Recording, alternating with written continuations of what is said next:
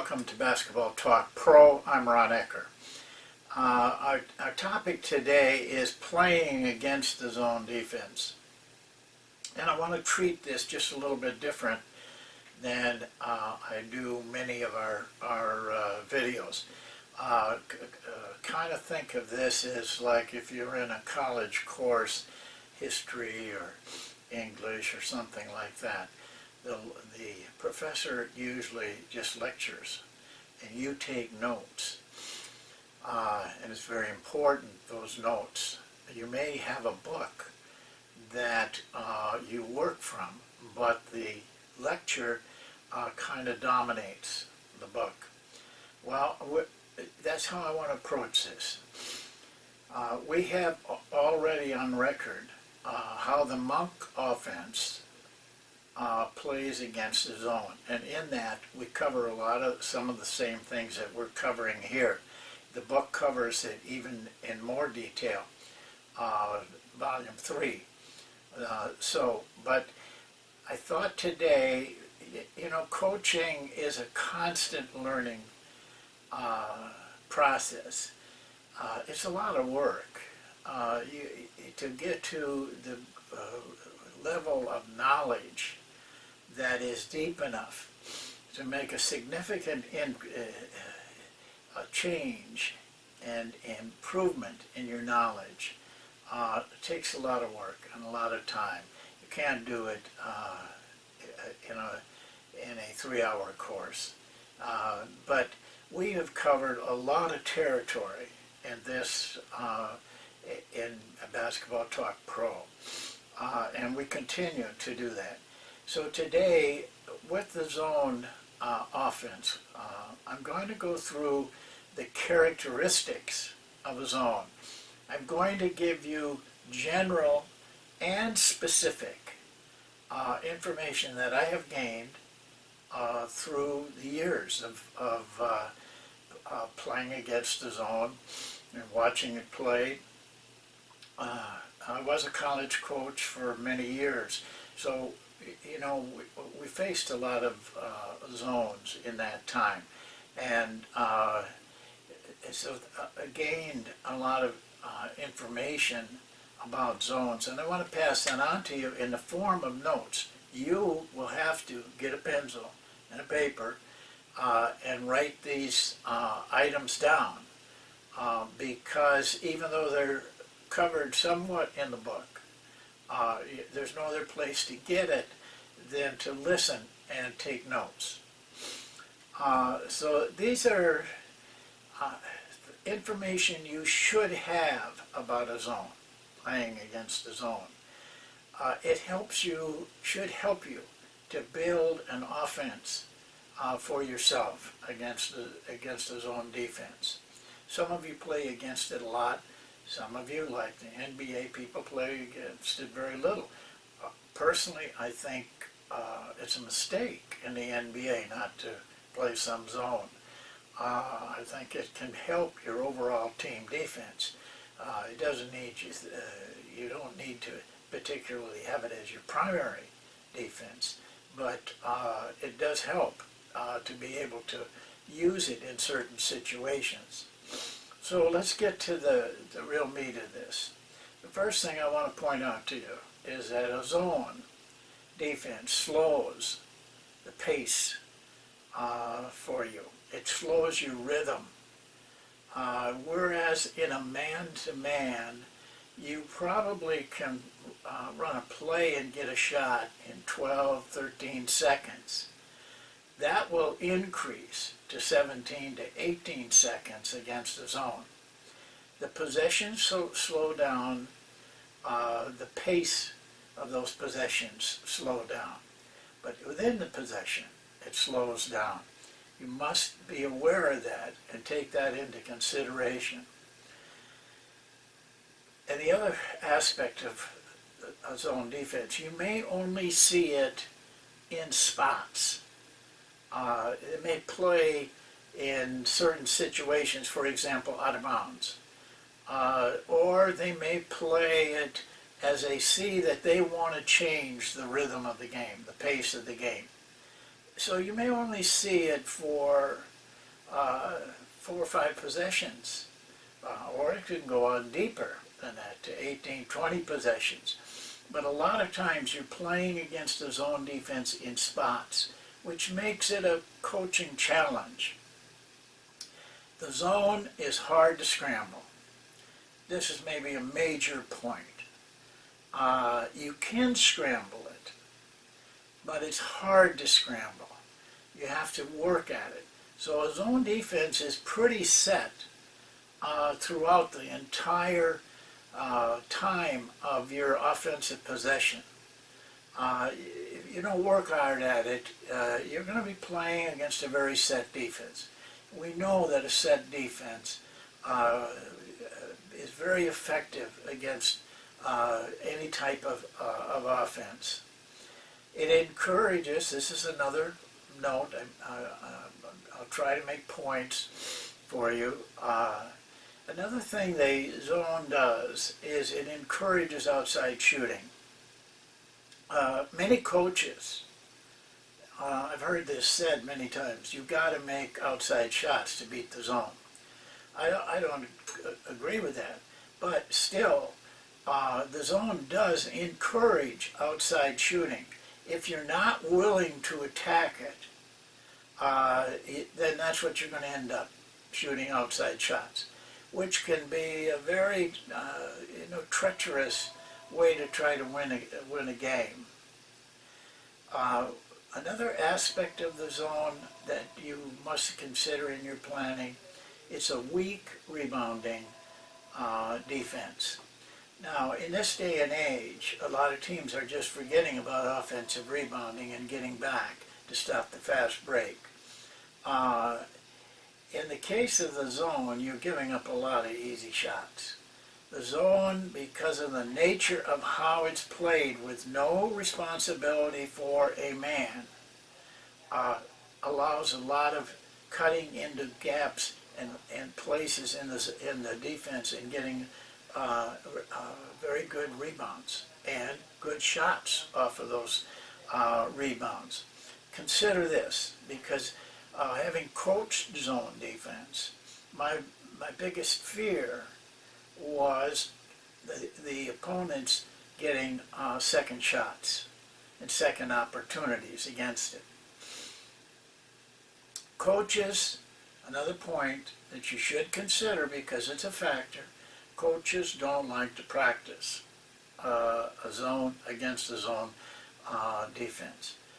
They will talk a good game, but generally they will spend very little time at playing against a zone defense. This affects you, but it affects the reason for playing a zone. In the NBA, for example, unless they happen to have been a college coach, which a lot of them aren't, they really don't know much about playing against a zone.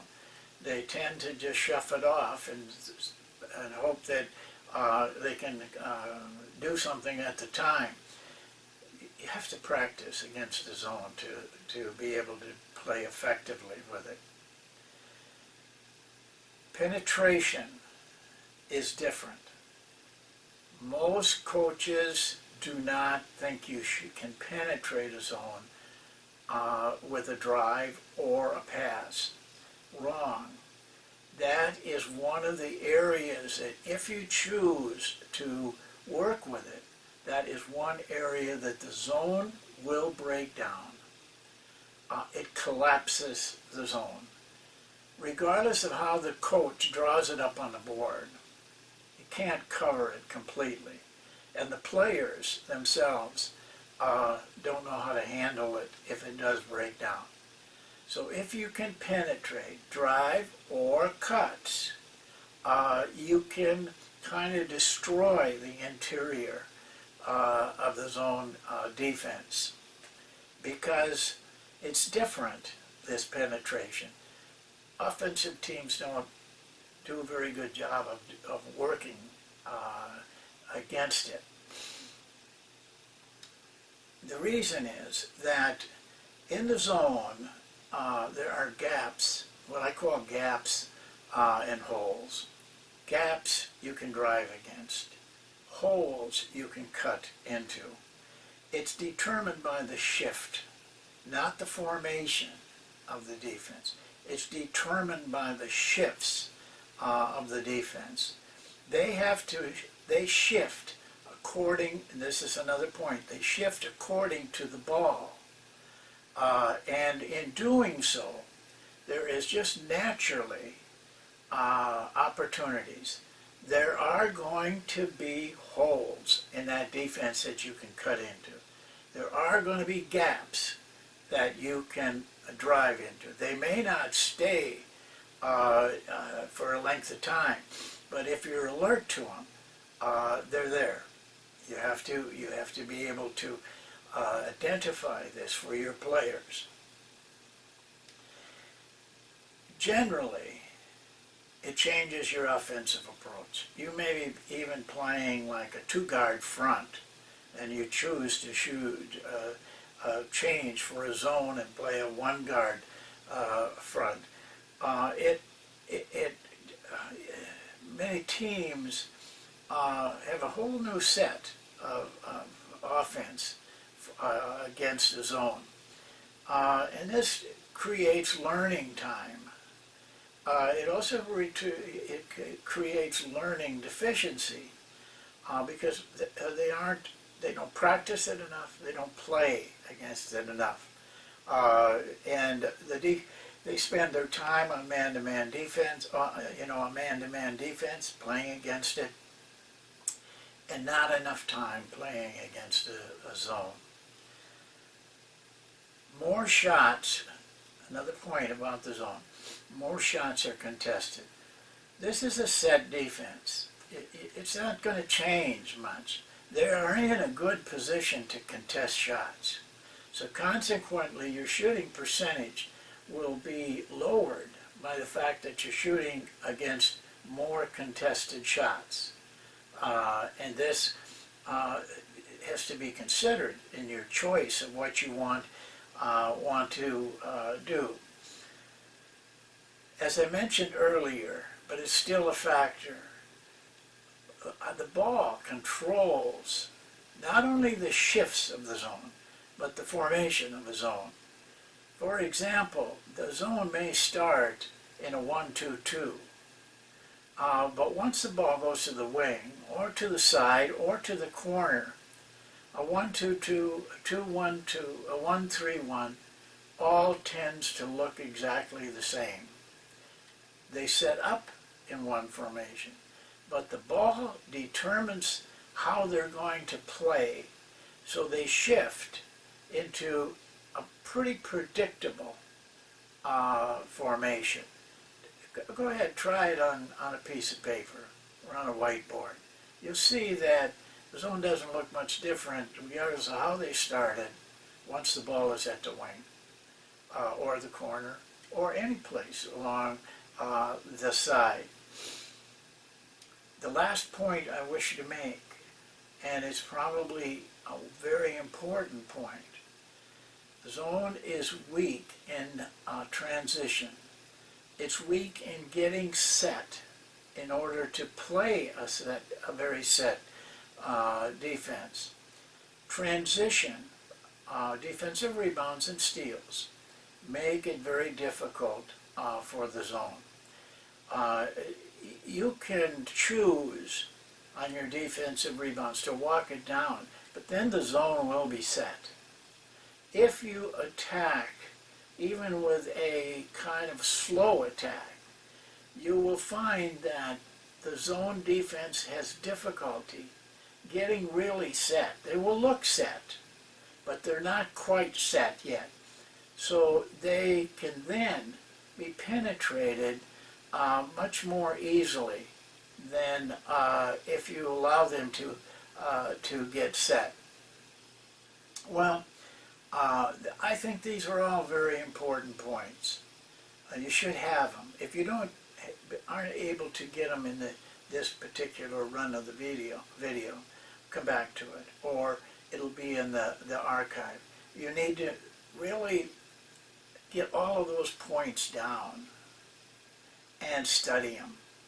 and think about them when you are preparing your team with an offense or offenses to play against the zone. And take these, these things into consideration when you do that. We have chosen and have had I think very good success to play only one offense, and that's the Monk offense. And we just play it takes very little training time because we're used to the cutting and the movement of the freelance offense. The zone has a lot of trouble with that because it's very unpredictable, and because the offense is used to cutting, they find themselves open in holes, and because they're used to driving, they find themselves open to gaps in the zone defense. It makes life a lot simpler when we don't fear the zone because we know what we're going to do. We're going to run the Monk offense, and we don't have to change. But we do have to adjust. It's in the other video very clearly what we're looking for, and also it's in the book. I think it would be prudent for you to take what we've already talked about and go back to the book and go back to that video that shows the Monk offense against the zone defense. And you will see, I think, that there's a lot of relationship between the things that we find are weak in a zone and what we find are different in a zone. That we have been able to bridge the gap, so to speak, in order to incorporate that into one offense that we run a lot. I hope this will be helpful to you. There's probably more that we need to do on zone offense for some of you that play against it a lot. There are some of you, some of the NBA people, that hardly ever see it. But it might be a help in another way for areas that don't see it a lot. It might be very effective for that very same reason, if it's designed and practiced correctly. Don't underrate the zone defense. A good example is Syracuse. There the coach has really developed a system, and he plays only that zone defense. They're tough to beat and create a lot of problems even for college coaches who have more experience in playing a zone and playing against a zone. It's a defense that can cause you some losses if you're not prepared properly for it. Well, that's it for today. As always, I thank you for watching. I hope we added to your knowledge of the game, and because that's what we're here for. That's what we want to do. So we'll see you next time.